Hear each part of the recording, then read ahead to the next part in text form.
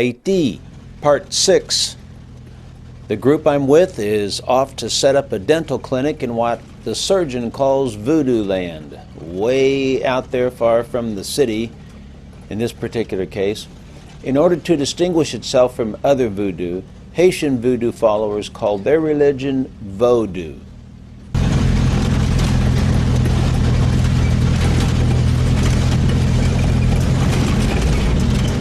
You can see a tap-tap stalled on the road there.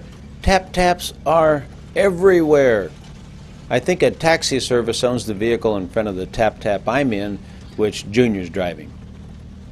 Anyway, the surgeon got to know the man in charge of the voodoo camp we're going to, or we wouldn't be going there.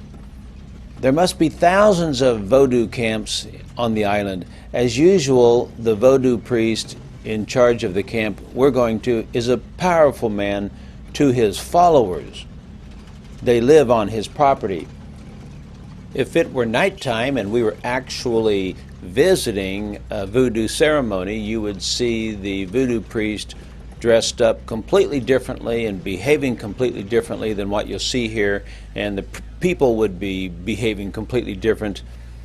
At night, you can hear people in various voodoo camps going out and banging on cans, and they're drunk or they're high, and they're performing rituals in some way or another to the demons that they worship.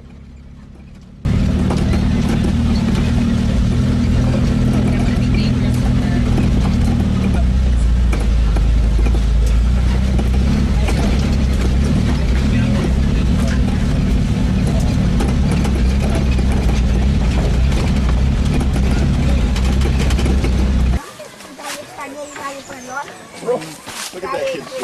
Romeoville. I didn't see it.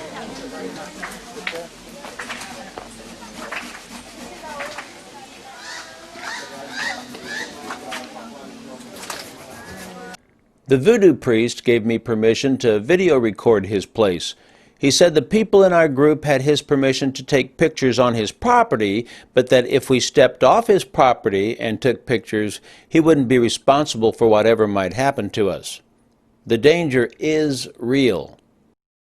Many voodoo people believe that the cameras capture the soul of the people you take pictures of. This voodoo priest used to believe that, until a year ago. Everybody but him at this camp turned away from voodoo after they met the surgeon, but they didn't leave the camp. I mean, they leave the camp to go to their jobs, but otherwise they do still live there. I met the priest shortly after arriving, and I spoke to him through an interpreter that knew Spanish pretty well. I wanted Junior to interpret for me, but he had to go by water for the dental clinic.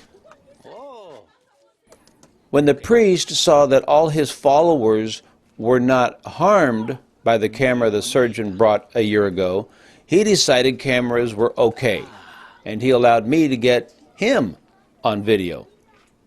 The first thing he told me was, "Everything you people say is true."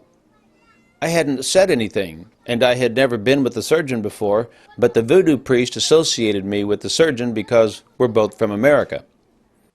He said he had to serve a demon until he paid off an enormous financial debt, and he said the debt was so big he would never be able to pay it off. What I wanted was to interview the voodoo priest in depth. The interpreter was uncomfortable with that, but the voodoo priest agreed to it. However, rain prevented the interview, but at least I was able to video record the buildings.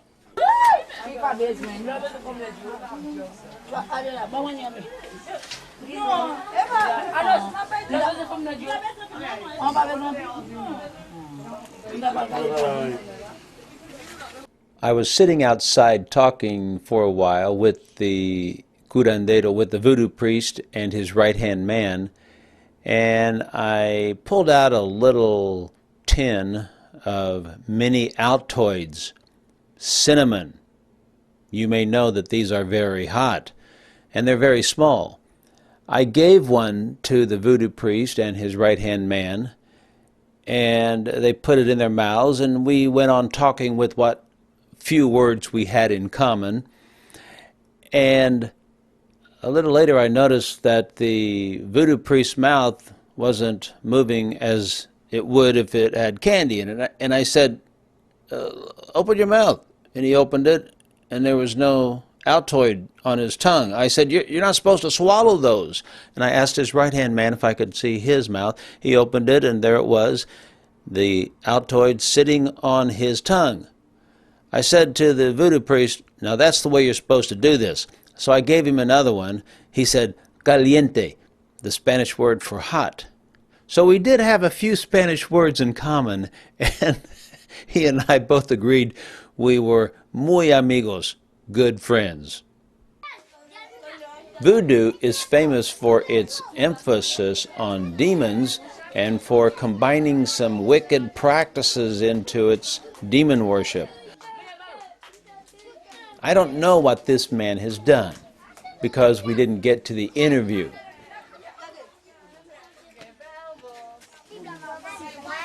This woman, perhaps the Voodoo Priest's wife, wanted me to see her brand new grandchild.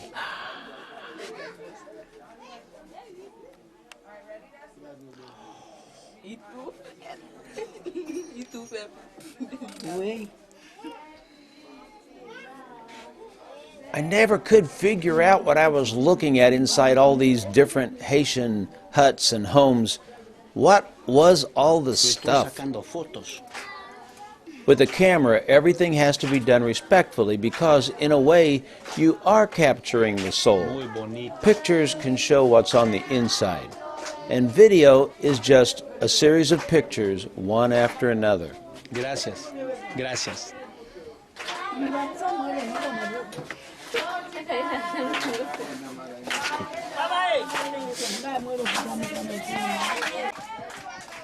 There's the bathroom.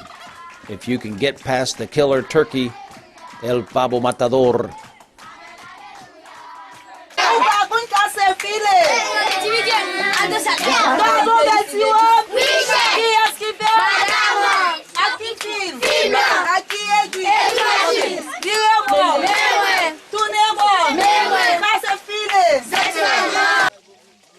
I slid the Voodoo Priest $3, which he greatly appreciated.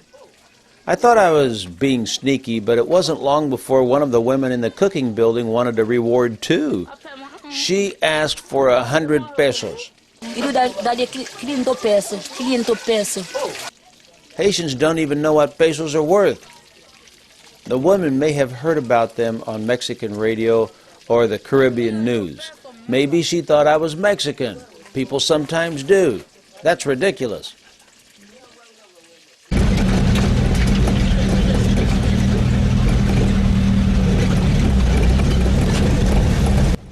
You won't have any problem understanding why the owner of Junior's Tap Tap wants 75% of the taxi fare. It costs a lot of money to keep these buggies rolling.